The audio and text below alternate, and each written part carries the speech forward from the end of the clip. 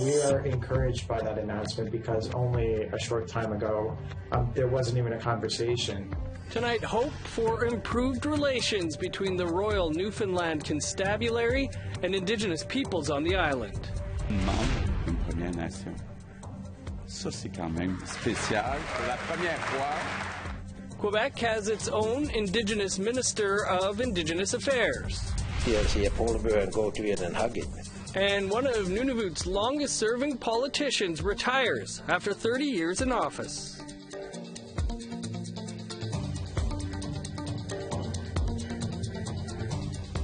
Good evening, I'm Dennis Ward. Welcome to APTN National News. The coroner's inquest into the death of an Ontario First Nations teen 4 years ago wrapped up on Friday with more than 70 recommendations from the jury, many of which focus on more involvement from First Nations in the provincial child welfare system. APTN's Fraser Needham reports. It's been a long and painful journey for Pamela Freeman. The body of her 16-year-old grandson was found hanging from a tree less than 40 meters from the Hamilton care home he had been staying at in early 2018. But on Friday, she said she finally feels some sense of closure. I have never seen a room full of people whose lives have changed and are determined their careers are going to be for the best, for when they work with children. Just the testimonies were very emotional. That hope I came in with. Shannon Crate works in Child and Family Services on the Chippewas of Georgina Island First Nation, Devon's Home First Nation, and she said she was particularly struck by one particular jury recommendation. The most significant one is the right for a child to return home. So that means any Indigenous child in care could ask their worker if they could visit the community that they come from, whether maybe it's even return there, find family, just to even to visit and put their feet on the land of the community that they came from. And what was really touching was that the jury added, they named that recommendation Devon's principle. The month-long inquest began on Georgina Island and finished in Hamilton. Fraser Needham, APTN National News, Ottawa. To Quebec now, where the new roster of provincial ministers were unveiled on Thursday. And while it was a year of history-making firsts, it was also a year for controversial second chances that may impact the province's Indigenous agenda. Here's Lindsay Richardson with more. Here they are, the 30 ministers of Quebec's National Assembly. This year, seated among them, Une membre d'une Première Nation. Ça, c'est quand même spécial. Pour la première fois. Catherine Champagne-Jourdain, Innu from Quebec's north coast, made history when she landed a seat in the National Assembly after the October 3rd election. During the cabinet shuffle, she made history again, this time as Quebec's first ever Indigenous minister. She'll be handling employment. Je vais faire le bout que je peux faire avec toute la volonté qui m'anime. Legault says her appointment is a sign of good faith, a way to strengthen nation-to-nation relationships, but not everyone's convinced. So far, anyways, I don't see any change of heart. While Champagne-Jourdain gets her first shot, other ministers are getting second chances. Monsieur Pierre Fitzgibbon. Pierre Fitzgibbon, the former finance minister who resigned in 2021 after being investigated for ethics violations, is now Quebec's super minister of economy and energy, stoking fears Quebec will use Fitzgibbon's new powers to push development of hydro dams against the wishes of both Hydro-Quebec and First Nations communities.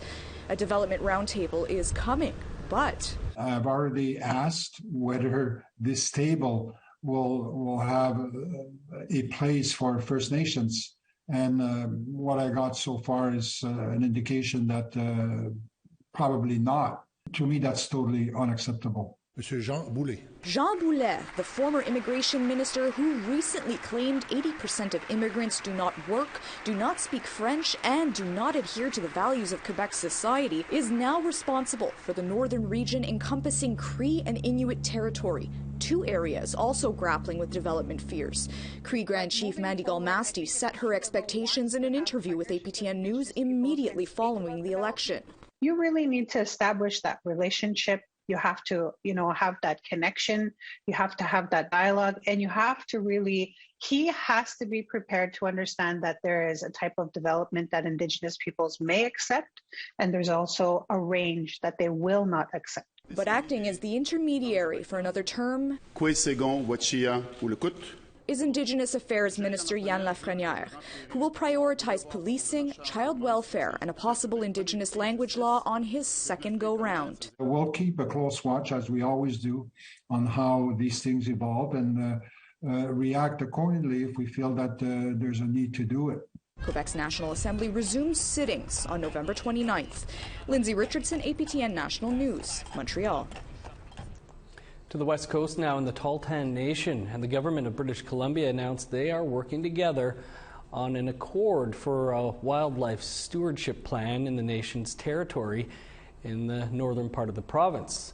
The goal will be to use Tahltan knowledge to protect wildlife, culture, and a way of life.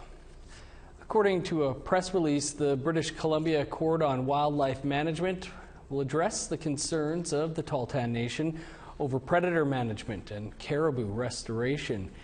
The accord will include joint wildlife governance co-management and information sharing between the Tahltan central government and the province of BC. One of Nunavut's longest-serving politicians has decided to call it a career after nearly 30 years in office. James Italuk has been an elected vice president of Nunavut Tunngavik for 29 years, since before Nunavut was a territory.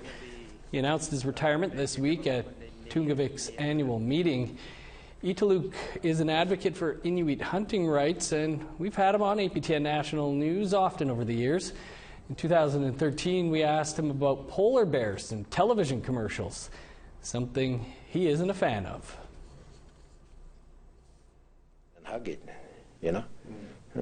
Whoever's going to hug it, it's in danger. The polar bear going to have a meal.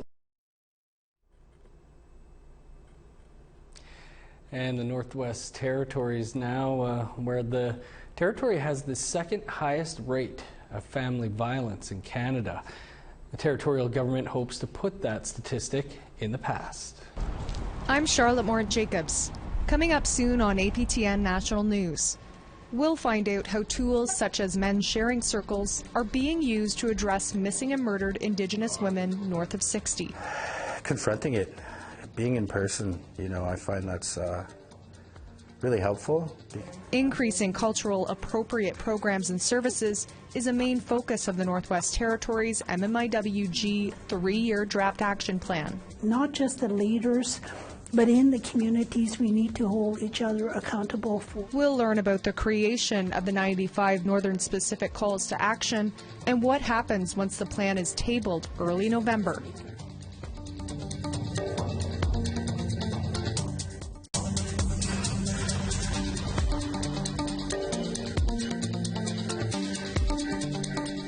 Welcome back.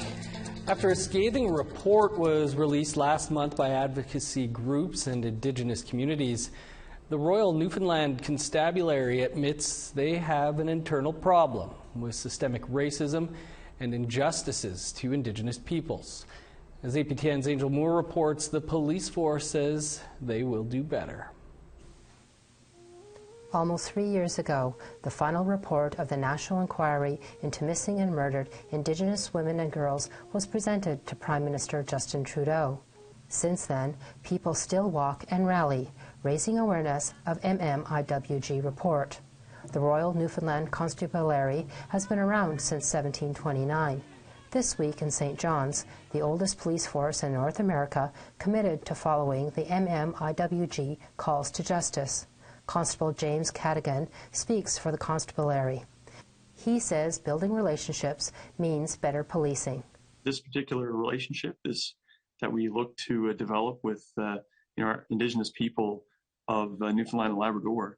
It's very important that we are doing so in partnership with and with leadership from members of that community. Cadigan was speaking a month after the First Voice Urban Indigenous Coalition from St. John's issued their own report on policing called Building Trust, Restoring Confidence. That report says Newfoundland and Labrador's provincial police force has some of the least effective transparency and accountability, especially for the 45,000 Indigenous people who live on the island. RNC executive team has reviewed the report. And I mean, anytime we have an opportunity to see progress, growth, and change in the betterment of our police service, we will certainly do so. Building Trust, Restoring Confidence has 26 recommendations, including one for a civilian oversight board with Indigenous representation, and it echoes the implementation of the MMIWG's calls for justice. After a private meeting with RNC in St. John's this week, First Voice Coalition's Justin Campbell is optimistic. We are encouraged by that announcement because only a short time ago, there wasn't even a conversation happening between First Voice and the RNC in terms of systemic racism, much less how we start to solve that problem here in St. John's and across the province. First Voice has agreed to help the RNC improve their accountability. Angel Moore, APTN National News, Chibuktuk, known as Halifax. Thanks, Angel. ICT journalist Mariannette Pember has been investigating Indian boarding schools south of the Medicine Line. I spoke with Pember about her investigation earlier in the week. Mary, thanks so much for joining us and for your work on this. Can you tell us a bit about your investigation with ICT? Yes, we took a look specifically at Red Cloud Indian School. It has been in existence since 1888 and was formerly a boarding school, but now operates as a day school on the Pine Ridge Reservation in South Dakota. And they have started a truth and healing effort with the tribe. And we kind of went out, we wanted to kick the tires on it and take a look at what they're doing. And also, ask people in the community, how they felt and what they would like to see done, and their opinion on what the school has done so far. What were some of the things that your investigation was able to discover? Well, while we were there, they actually began doing ground-penetrating radar searches on some parts of the school, and there was a former student and former worker at the school who reported that back in the 1990s he had seen 3 graves marked with small crosses in the basement of one of the historic dorms, Drexel Dorm. He never came forward because he was really the reaction from the school, from the brother at the time that he told him, whom he told about the findings, was very angry with him and instructed him not to tell anybody, but it really bothered him.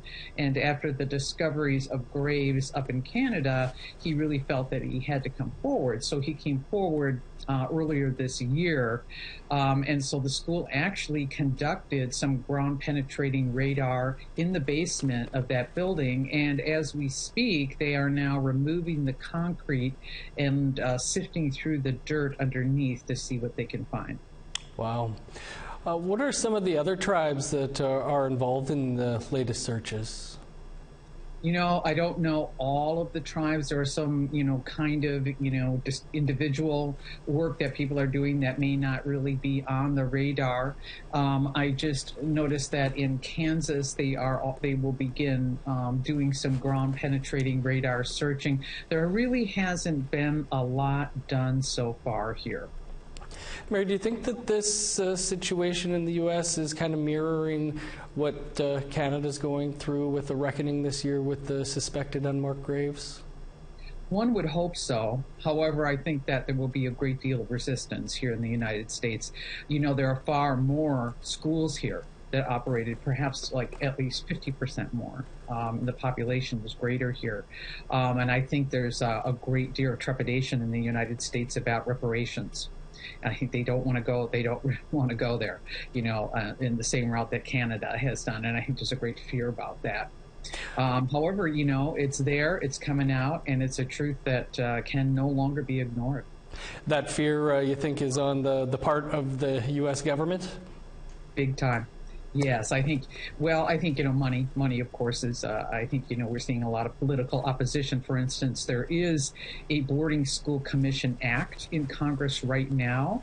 And I think that there is a great fear among some legislators that there would be a financial burden on the United States. Also, churches, as in Canada, have been quite reluctant to open up their records and, to be fully transparent about their role. And their role, as well as in Canada, was great here in the United States, and it hasn't really been known until recently. Mary, we know Deb Haaland, the minister, is doing this Path to Healing tour. How has the U.S. government been responding to so far? Yes, that's the Secretary of the Interior, Deb Haaland, who's actually a member she's a citizen of the Laguna Pueblo. She's the first Native person to hold that position. It's really the highest governmental position under the president in response to basically to Native policies here in the United States. She has been going around the country and doing what she calls conducting healing tours. She conducted the third one just last week in the Great Plains area on the Rosebud Reservation, and people they've been very greatly attended, and people have been welcoming them and telling their stories. So she wanted to give people, at the very least, an opportunity to do this. This is part of her initiative, looking into doing an investigation into the boarding school history here in the United States. However, there are no consequences. There's no teeth, as it were, in this initiative. But of course, the act would have some. But even in the initiative, at least she is going forward and really giving people an opportunity to share their stories and presenting it to the American public. Well, Mary, like I said, great work on this, really leading the way. You got your podcast and everything. Appreciate you taking some time to talk to us about it. Sure, I'm glad to be here. And my podcast is on revealnews.org. Thank you. An elder, a hockey player, and a former senator are all becoming members of the Order of Canada. That story and more coming up after the break.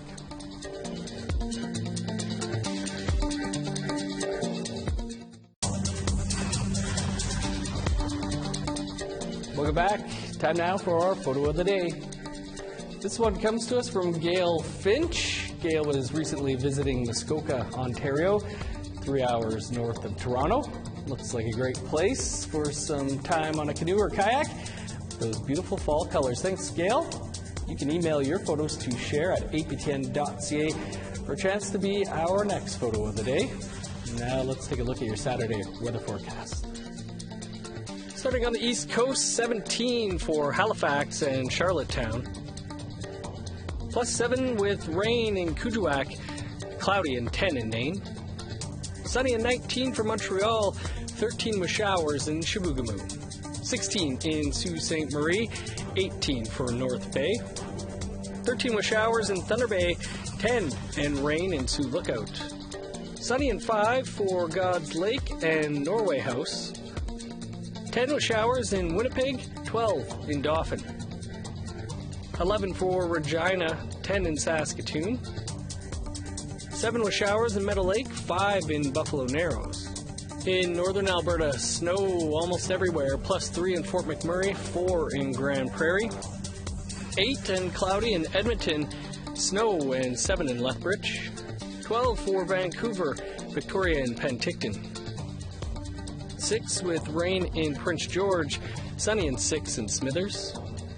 -4 with snow in Old Crow, +2 and snow in Whitehorse. -4 in Yellowknife, flurries and 4 below in Norman Wells. -17 in Sax Harbor, snow and -5 in Pawlatuck. -2 in Chesterfield, +1 in Arviat. -17 in Resolute, 18 below with snow in Joe Haven.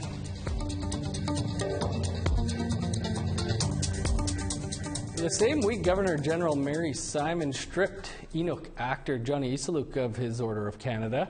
She handed out the honour to 3 more Indigenous people on Thursday at Rideau Hall in Ottawa. Here's Annette Francis with those details. The Honourable Lillian Dick was recognized for her lifelong work for social justice and equality for women, First Nations, and racial minorities. As a senator, she pushed for ways to address violence against women. She also pushed for legislators to take the issue of missing or murdered Indigenous women and girls seriously. Elder Doreen Spence is one of the first Indigenous women to graduate as a licensed practical nurse. She helped draft the United Nations Declaration that established global human rights standards. Also honored was the Riverton Rifle, Reggie Leach, the former right winger for the Philadelphia Flyers.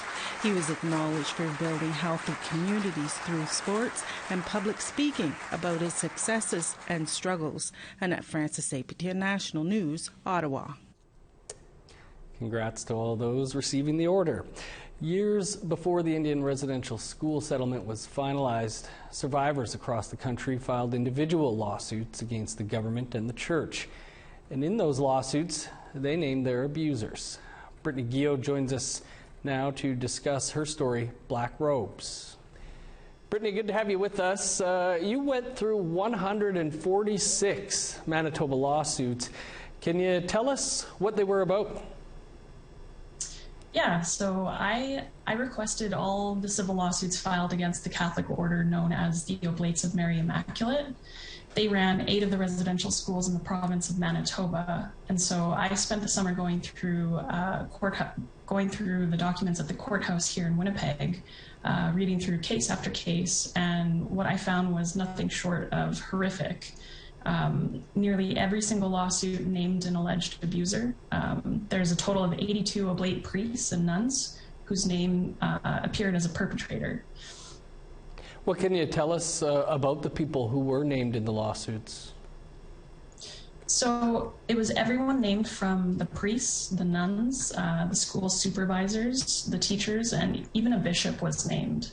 And many names came up multiple times in separate lawsuits over the decades, including Father Plamondon, who was named in 32 individual lawsuits, as well as Father Arthur Massé, who was recently charged with indecent assault at the Fort Alexander Residential School. He appeared in 5 separate lawsuits. So the court documents really provided a lot of information about the residential school experience. Indeed. Brittany, what are survivors saying about this? Well, in the lawsuits, survivors stated that they had notified authorities of the alleged abuses numerous times, but as we know, no charges were ever filed. So many of the survivors that I've spoken with, they say that they wish that there would have been more accountability for the individuals who they allege abused them at residential schools. Well, Brittany, important work. Looking forward to the episode. Thanks for taking some time to talk to us about it. Thanks, Dennis. And you can watch Brittany's investigation on APTN Investigates in a little over a minute's time right here.